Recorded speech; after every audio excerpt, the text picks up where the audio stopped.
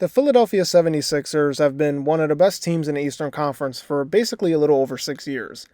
You could basically say in that same time span, they've been one of the best teams in the league as well, looking at their regular season success.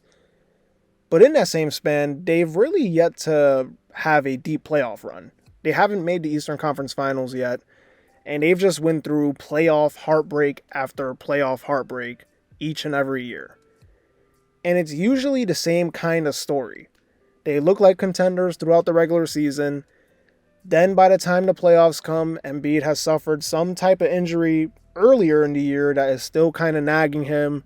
The rest of the roster is kind of just subpar in the big moments. And Embiid himself can also be subpar at times in these moments. And it just leads to a disaster. But this past season was different to a degree. At least to me it was.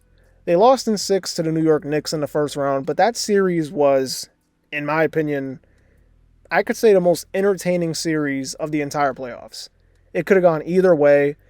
Embiid performed at an almost peak Embiid level, averaging 33, 11, and 5 with some major injuries that he was dealing with.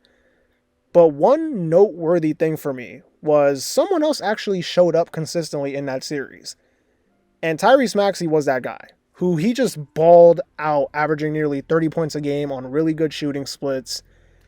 But at the end of the day, they really just needed better bench play and for a third guy to step up and give them some nice, consistent productivity, which in the grand scheme of things ended up leading to their downfall because they lacked that a lot, especially in that series. But they addressed it.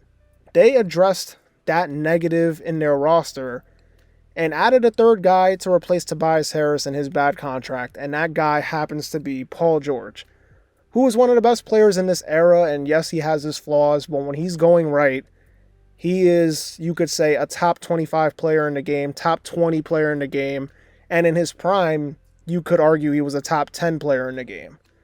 Last season, he put up 22 points per game for the Clippers on super efficiency, and I think he projects to be the perfect third piece to put alongside Joel Embiid and Tyrese Maxey. Paul George graded out last season as an excellent catch-and-shoot guy when you look at the stats, and was also elite as a pick-and-roll ball handler, which is huge considering he'll mostly be playing off of Embiid on those post-ups, and he should get more open looks for catch-and-shoot 3 opportunities.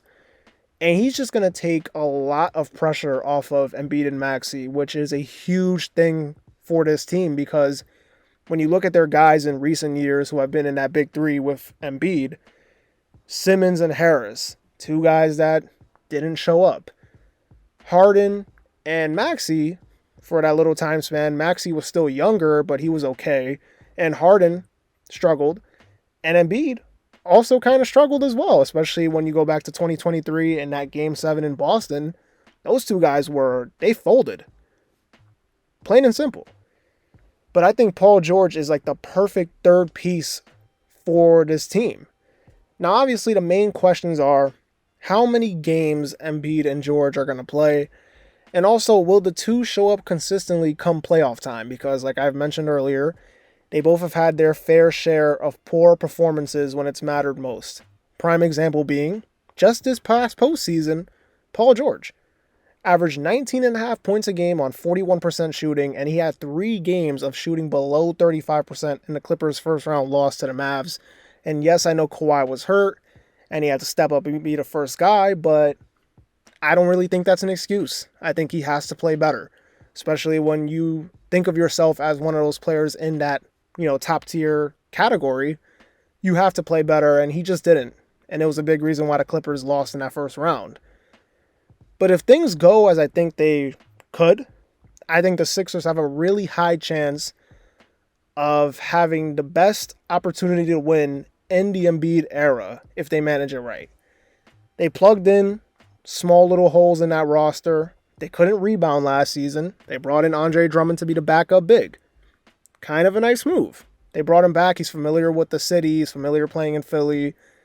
That's a nice little move in my opinion. I think that's a low-key big move.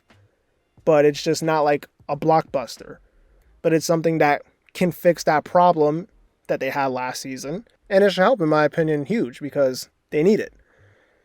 When you look at other guys that they signed, like Caleb Martin, playoff experience with Miami. He had a down year last year, but we remember 2023, even though those guys were shooting extremely well in that playoff run for Miami. Caleb Martin, I think, was really close to winning Eastern Conference Finals MVP that year. So he has some experience. He has shown that he can step up in big spots. So I like that move as well. Eric Gordon, kind of older, but vet with playoff experience. Kyle Lowry re-signing him, playoff experience. This team is seasoned. They know what it's like. You have some championship pedigree with Lowry. You have some experience. Caleb Martin has been in the finals. These guys are used to playing in big games now, so this team is more seasoned and ready to compete for the playoffs. They just got to manage it right. Maybe Paul George and Embiid can take some more games off, not dealing with injury, more like resting. I think they should take the regular season a little less serious. Maybe like just scale it down a little bit so that they're ready come playoff time to go all in. I think this should be a big year for Maxey because he's the young guy. He should be the one that is taking a little step up. And George and Embiid should scale it down a little bit, save it up, and they're ready to go come playoff time and maybe dominate. This team should be elite all season long. Like, they should dominate all year long. They should be in the 50-plus win category. And they're a legitimate threat to win a title this upcoming season. But here's the thing. They got to win soon. Like, really soon. Like, in that Paul George contract, they got to win somewhere in there. Because the clock is ticking for Philly. And this offseason's moves are the last real attempt to bring in a title for Philadelphia in the Embiid era, in my opinion. This is it. Like, you're pushing all your chips to the table. This is your chance to win and bring home a championship for Philly for the first time since 1983. So I think it's going to be really interesting to see what goes down in the new chapter of the Embiid era in Philadelphia. And it's going to be something really crazy to behold because I think this team has a really good chance to do something special if it all goes right. Anyways, that's going to do it. Don't forget to like, comment, and subscribe. This has been a checkup, and I'll see y'all in the next video. Peace.